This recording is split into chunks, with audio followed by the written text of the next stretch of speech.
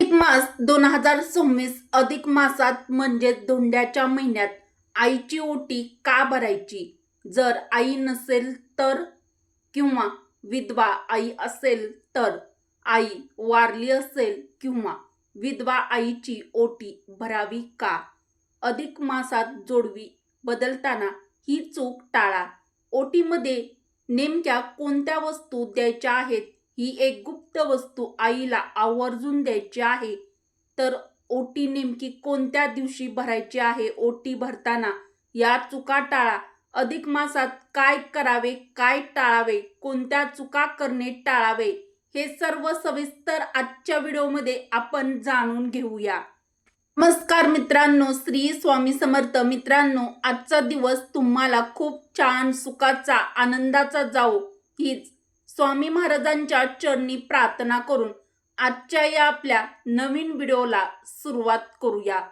तर मैत्रिणींनो, गुढीपाडव्यापासून मराठी नववर्षाची सुरुवात झालेली आहे. यंदा 2026 मध्ये अतिशय पवित्र अधिक मास म्हणजेच धोंड्याचा महिना देखील आलेला आहे. तर धोंड्याचा महिना हा भगवान श्री हरी विष्णूंना समर्पित असून तो महिना अत्यंत पवित्र, पावन, शुभ काळ मानला जातो.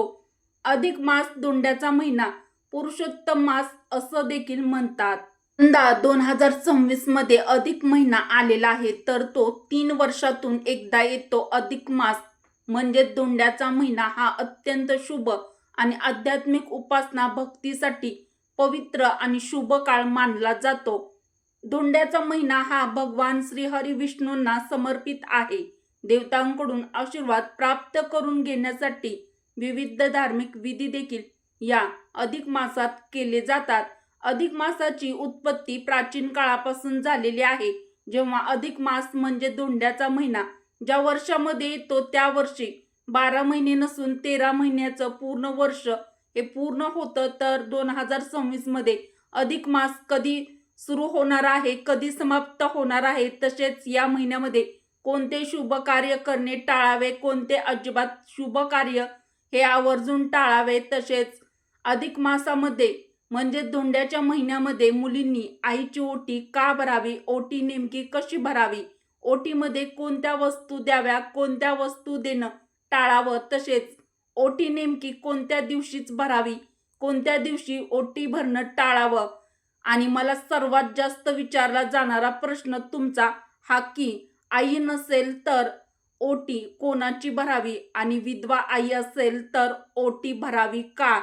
तर मुलींनी काय करावं, हा विचारला जाणारा सर्वात महत्त्वाचा प्रश्न आजच्या व्हिडिओमध्ये मी तुम्हाला सविस्तर याबद्दल माहिती सांगणार आहे.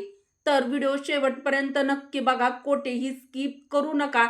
आपल्या मराठी रोहिणी किचन चॅनलला सबस्क्राईब केलं नसेल तर सबस्क्राईब देखील जरूर करा. व्हिडिओला एक लाईक अवश्य करा व कमेंट बॉक्समध्ये तुमच्या आईचं नाव नक्की लिहा, जिने तुम्हाला 9 महिने पोटामध्ये वाढवलं आहे, तुम्हाला जन्म दिला आहे आणि हे जग दाखवलं आहे, तुमचा सांभाळ केला आहे आणि एक चांगली व्यक्ती होण्यासाठी तुम्हाला खूप चांगले संस्कार देऊन स्वतःच्या पायावरती उभा केला आहे. त्या आपल्या आईचं नाव कमेंट बॉक्समध्ये प्रत्येक जणीने आपल्या आईचं नाव नक्की लिहायचं आहे. तर अधिक महिन्यामध्ये म्हणजेच धोंड्याच्या महिन्यामध्ये आईची ओटी भरताना मुलींनी आईसाठी ही एक महत्त्वाची वस्तू आपल्या आईसाठी आवर्जून घ्यायची आहे. तसेच ओटीमध्ये आणखीन तुम्हाला एक गुप्त वस्तू मी तुम्हाला सांगणार आहे. तर ती वस्तू आपल्याला ओटीमध्ये आवर्जून आपल्या आईला द्यायची आहे. तर अधिक मासामध्ये आपण जोडव्यामध्ये भर टाकत असतो, म्हणजे नवीन जोडवी घेत असतो किंवा बदलत असतो. तर जोडवी बदलताना तुम्हाला ही एक चूक आवर्जून टाळायची आहे. तसेच अधिक मासात अजून कोणत्या महत्त्वाच्या गोष्टी कराव्या, अधिक महिन्यात म्हणजे धोंड्याच्या महिन्यात काय करावे, काय टाळावे, कोणत्या चुका करू नयेत, कोणते शुभ कार्य करावे, कोणते शुभ कार्य करणे टाळावे, हे सर्व सविस्तर आजच्या व्हिडिओमध्ये आपण जाणून घेणार आहोत. तसेच माहितीपूर्ण व नवनवीन व्हिडिओ पाहण्यासाठी बेल आयकॉनला देखील प्रेस करा, म्हणजे जेव्हा कधी मी नवीन व्हिडिओ अपलोड करेल तेव्हा त्याचं सर्वात आधी नोटिफिकेशन तुम्हाला मिळेल व तुम्ही एकही व्हिडिओ आपल्या चॅनलवरचा पाहायचा विसरणार नाहीत, मिस करणार नाहीत. यंदा 2026 मध्ये अधिक मास धोंड्याचा महिना आलेला आहे. तर धोंड्याचा महिना 17 मे पासून सुरू होणार आहे आणि समाप्ती 15 जून 2026 या दिवशी अधिक मासाची समाप्ती होणार आहे. अधिक मास धोंड्याचा महिना दरवर्षी येत नाही, तर तो 3 वर्षांनी हा अधिक मास एकदाच येतो. अधिक महिना हा संपूर्ण भगवान श्रीहरी विष्णू यांची भक्ती करण्यासाठी अत्यंत शुभ आणि पावन पर्व काळ मानला जातो. या महिन्यात जास्तीत जास्त भगवान श्रीहरी विष्णूंची उपासना केली जाते. अधिक मास हा संपूर्ण महिना शुभ कार्यासाठी खूप खास मानला जातो. या महिन्यात दान धर्म केल्याने अधिक पटीने फळ तुम्हाला मिळत असतं. त्यामुळे अधिक महिन्यामध्ये दानाला खूप जास्त महत्त्व प्राप्त आहे. तुम्हाला जेवढं शक्य होईल तेवढं दान जास्तीत जास्त करण्याचा प्रयत्न अवश्य करावा. जप, तप, धार्मिक ग्रंथांचे पठण केल्याने आपल्याला अनेक पटीने पुण्यफळ मिळतं. अधिक मास म्हणजे ज्योतिष आणि खगोलशास्त्राचं कारण आहे. आपले हिंदू कॅलेंडर एक चंद्र आणि सौर अशा 2 पद्धतीने चालते. चंद्रवर्ष 353 दिवसाचे असते. सौरवर्ष 365 दिवसाचे. सुमारे 11 दिवसांचा फरक पडतो आणि हा 11 दिवसाचा फरक भरून काढण्यासाठी प्रत्येक 3 वर्षांनी अधिक महिना हात जोडला जातो. म्हणून याला अधिक मास म्हणजे धोंड्याचा महिना, पुरुषोत्तम मास असं देखील म्हणतात. मित्रांनो, आपल्या हिंदू धर्मशास्त्रानुसार अधिक महिन्याला कोणताही स्वामी नसल्याने भगवान श्रीहरी विष्णूंनी या महिन्याला आपले स्वतःचे नाव देऊन पुरुषोत्तम मास केले आहे. त्याचे महत्त्व दुपटीने वाढवले आहे. धोंडा यापूर्वी दगड म्हणजेच कोणतेही शुभ कार्य विधी केले जात नव्हते. त्यामुळे हा महिना धोंड्यासारखा निरुपयोगी मानला जात होता. या महिन्यामध्ये फक्त जावयाला धोंडा खाऊ घालण्याची प्रथा होती. या महिन्यात जावयाला 33 अनारसे आणि धोंडे दान दिले जातात. ही प्रथा आपल्याकडे आता सध्या देखील चालू आहे. म्हणून धोंड्याच्या महिन्यात खास करून लेक व जावयाचा मानपान केला जातो. जर आपण अधिक मासात जावयाचा मानपान केला, जावयाला उत्तम आरोग्य, ऐश्वर्य, संपत्ती प्राप्त होते.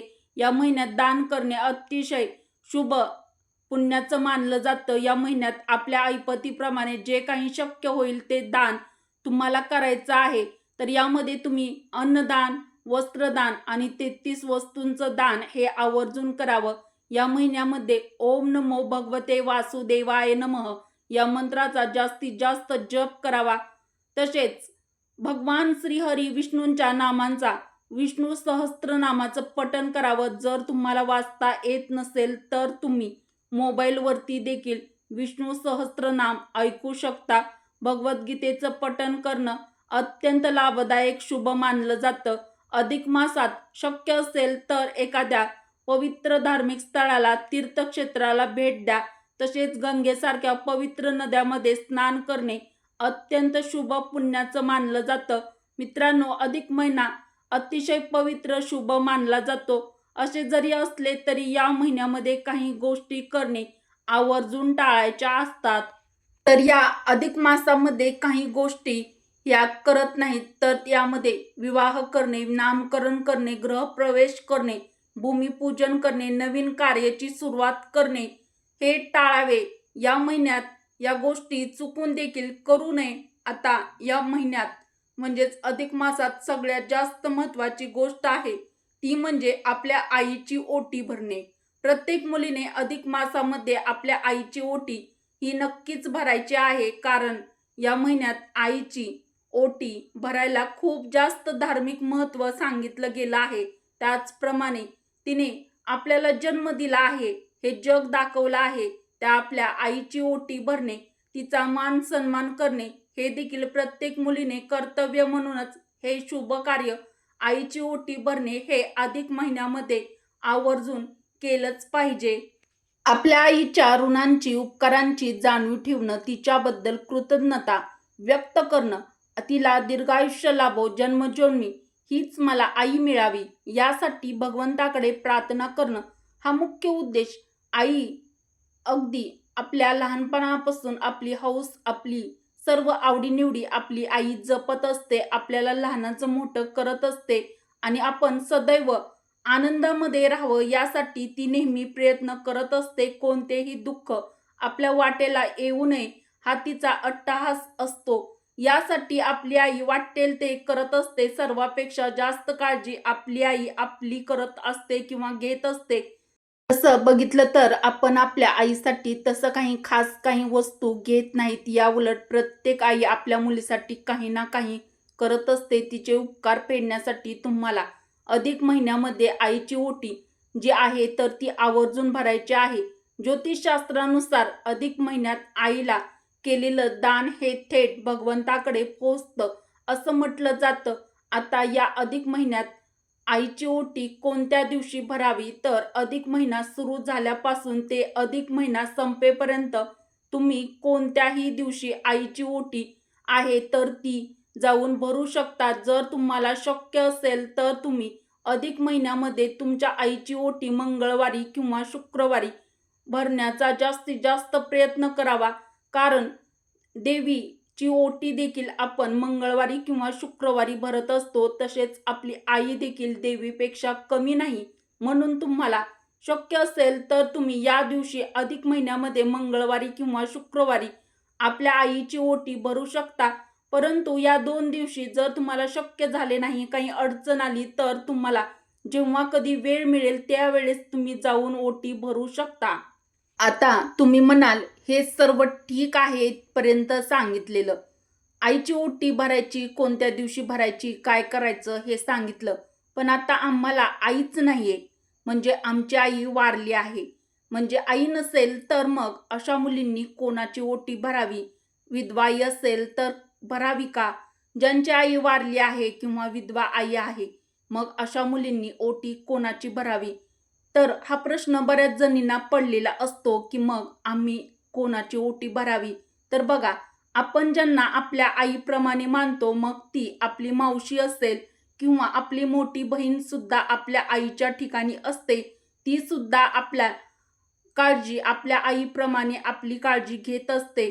तर तुम्ही तुमच्या मोठ्या बहिणीची सुद्धा आई म्हणून ओटी भरू शकता किंवा मग तुमची चुलती असेल, काकू असेल, काकी असेल, ज्याप्रमाणे तुमची सर्व काही आईप्रमाणे करतात त्यांची देखील तुम्ही ओटी भरू शकता. जर आई नसेल तर मग तुम्ही तुमची चुलती, मावशी, मोठी बहीण किंवा तुमच्या गल्लीतील एखाद्या मावशी किंवा ताई आहेत ज्या आईप्रमाणे तुमची सदैव मदत करतात, तुमच्यावर आईप्रमाणे प्रेम माया करतात, त्यांची देखील तुम्ही आई मानून ओटी भरू शकता.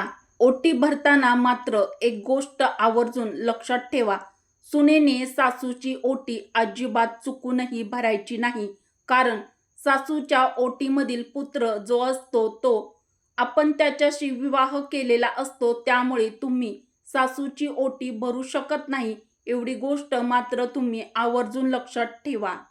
तर अधिक मासामध्ये आईची ओटी भरताना ओटीमध्ये कोणत्या वस्तू द्यायच्या आहेत ते सविस्तर जाणून घेऊया.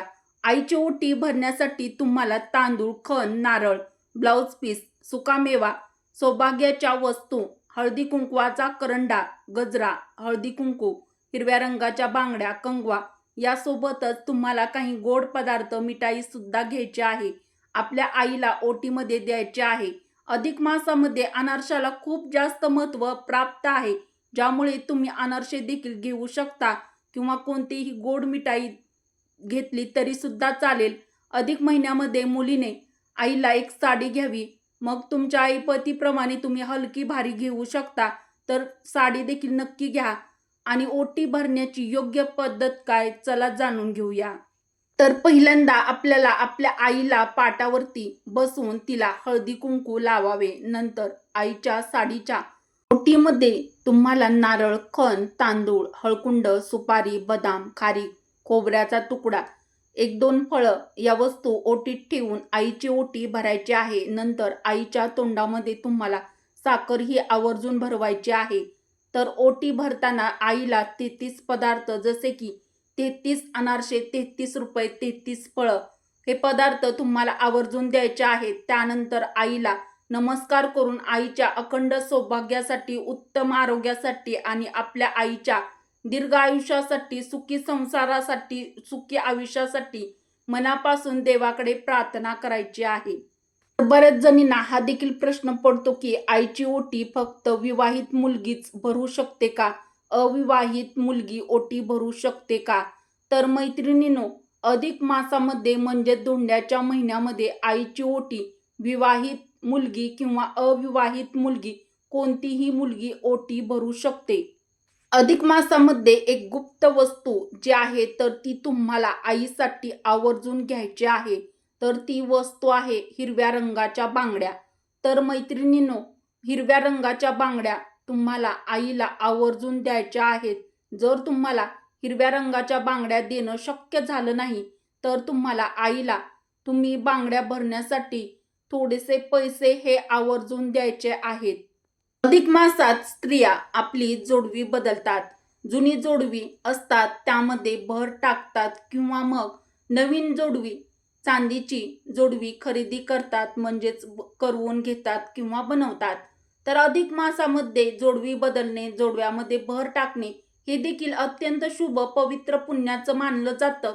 माता लक्ष्मीला प्रसन्न करणारं मानलं जातं. स्त्रियांच्या 16 शृंगारापैकी अत्यंत महत्त्वाचा शृंगार म्हणजेच दागिना म्हणजे मंगळसूत्र सर्वात महत्त्वाचं, आणि त्या मागोमाग येतात पायातील जोडवी. तर स्त्रियांनी पायात जोडवी घातल्याने पती पत्नीचे नाते हे मजबूत होते. तसेच देवी लक्ष्मी प्रसन्न होऊन घरात सुख, शांती, समृद्धी, समाधान येते, अखंड लक्ष्मी नांदते असं आपल्या हिंदू धर्मशास्त्रामध्ये सांगितलं आहे. परंतु जोडवी करताना आपल्या पायामध्ये नेहमी चांदीची जोडवी असावी. तुमच्याकडे भरपूर पैसा असेल, तुम्ही खूप श्रीमंत असाल, सोन्याची जोडवी तुम्ही करू शकत असाल, तुमची तेवढी ऐपत असेल, तरी सुद्धा तुम्ही पायामध्ये चांदीची जोडवीच घालावी, सोन्याची जोडवी घालू नये. हिंदू धर्मशास्त्रामध्ये सांगितलं जातं सोन्याची जोडवी कोणीही घालू नये असं आपल्या शास्त्रामध्ये सांगितलं जातं. सोनं हे माता महालक्ष्मीचे प्रतीक मानले जाते, म्हणून हिंदू धर्मात असं सांगितलं जातं जेव्हा आपण जोडवी आपल्या पायामध्ये घालतो तेव्हा आपल्या बोटांचा स्पर्श, आपल्या जोडव्यांचा संबंध हा जमिनीशी येत असतो आणि म्हणून कुठेतरी माता लक्ष्मीचा अपमान होतो अशी आपल्या हिंदू धर्मशास्त्रामध्ये श्रद्धा आहे. म्हणून पायामध्ये कधीही चुकूनही सोन्याची जोडवी घातली जात नाहीत. नेहमी पायामध्ये चांदीची जोडवीच घालावी. चांदी हा धातू आहे. आपण पायामध्ये चांदीची जोडवी घालतो तेव्हा शरीरातील सौर समतोल हा कायम व्यवस्थित राखला जातो. स्त्रियांमध्ये चांदीची जोडवी घालणे हे स्त्रियांच्या आरोग्यासाठी चांगलं मानलं जातं. आपल्यातील सर्व नकारात्मक ऊर्जा नष्ट होते. आपल्या शरीरामध्ये जी काही उष्णता आहे तर ती सुद्धा नियंत्रित ठेवण्याचं काम जोडवी करत असतात. आणि म्हणून अधिक मासामध्ये म्हणजेच जोडवी बनवताना जोडवी ही नेहमी चांदीचीच बनवावी. चुकूनही सोन्याची जोडवी चुकूनही बनवू नये किंवा घालू नये. अत्यंत पवित्र आणि अत्यंत पावन पर्वकाळ असलेला हा अधिक मास म्हणजे धोंड्याचा महिना आहे. अधिक महिन्यामध्ये शुक्रवारी किंवा गुरुवारी जोडवी बदलणे अत्यंत शुभ मानलं जातं. तसेच मैत्रिणींनो, जर शक्य असेल तर ही जोडवी तुम्ही तुमच्या आईकडून करवून घ्यायचे आहेत, म्हणजेच बनवून घ्यायचे आहेत. अधिक मासामध्ये म्हणजे धोंड्याच्या महिन्यामध्ये जसे आपण आईची ओटी भरतो त्याचप्रमाणे या पवित्र महिन्यामध्ये आईने सुद्धा आपल्या मुलीला ही एक वस्तू आवर्जून द्यायची आहे. तर ती वस्तू आहे आपल्या मुलीच्या जोडव्यामध्ये भर टाकावी किंवा मुलीला नवीन जोडवी बनवून किंवा घेऊन द्यावी. म्हणून तुमच्या आईला जर शक्य असेल तर नक्कीच आईकडून जोडवी करून घ्यायची आहेत. परंतु जर आईला शक्य नसेल तर तुम्ही स्वतः देखील जोडवी केली तरी सुद्धा चालेल. या महिन्यामध्ये भगवान विष्णूंची सेवा पूजा करत असताना आपल्या शरीरात, मनात शुद्धता, पवित्रता, सात्विकता, निर्मळ भाव असणं अत्यंत गरजेचं आहे. या महिन्यामध्ये मांसाहार करणं टाळायचं आहे. जास्तीत जास्त शुद्ध सात्विक आहार, फलाहार घेणं. या महिन्यामध्ये मोठी मालमत्ता खरेदी करणे, शुभकार्य नवीन सुरू करणं हे टाळावं. अधिक मासामध्ये कठोर बोलणे टाळावे. अपशब्द बोलू नका, कोणाची निंदा करू नका, कोणाशी खोटे बोलू नका, कोणाला फसवू नका. नकारात्मक बोलणे टाळावे, कोणाशी वाद घालणे, भांडण तंटा करणे टाळावे. तर या महिन्यामध्ये सकारात्मक बोलावे, शांत राहावे, मधुर भाषेचा वापर करावा, प्रत्येकाशी गोड बोलावे. अधिक महिन्यामध्ये दान करण्याचं अत्यंत महत्त्व सांगितलं जातं. या महिन्यामध्ये दान धर्माला अतिशय महत्त्व प्राप्त आहे. त्यामुळे तुमच्या ऐपतीप्रमाणे कमी जास्त प्रमाणामध्ये सुद्धा थोडंसं का होईना दान नक्की करा. यामध्ये तुम्ही अन्नदान करू शकता, वस्त्रदान करू शकता, मग ते 33 वस्तूंचं दान देखील करू शकता. मग 33 वस्तूमध्ये तुम्ही 33 फळं, 33 पदार्थ किंवा कोणत्याही 33 वस्तू किंवा 33 अनारसे, मिठाई दान करू शकता. हे दान करत असताना एक गोष्ट आवर्जून लक्षात ठेवा, मनामध्ये कोणताही स्वार्थ, लालसा न ठेवता हे दान शुद्ध अंतःकरणाने, निर्मळ मनाने, कोणताही स्वार्थ न ठेवता निरपेक्ष भावनेनं हे दान करा. तरच या दानाचं फळ तुम्हाला प्राप्त मिळेल. तर व्हिडिओ आवडला असेल तर व्हिडिओला लाईक करा. मराठी रोहिणी किचन चॅनलला सबस्क्राईब केलं नसेल तर सबस्क्राईब देखील जरूर करा. तर अत्यंत महत्त्वाचा हा व्हिडिओ तुमच्या मित्रपरिवारासोबत, बहिणींसोबत जास्तीत जास्त शेअर करा. चला तर मग परत भेटू अशाच एखाद्या नवीन व्हिडिओमध्ये. व्हिडिओ शेवटपर्यंत पाहिल्याबद्दल तुम्हा सर्वांचे मनापासून धन्यवाद. श्री स्वामी समर्थ. जय श्रीकृष्ण, जय माता लक्ष्मी, जय पुरुषोत्तम, जय अधिक मास.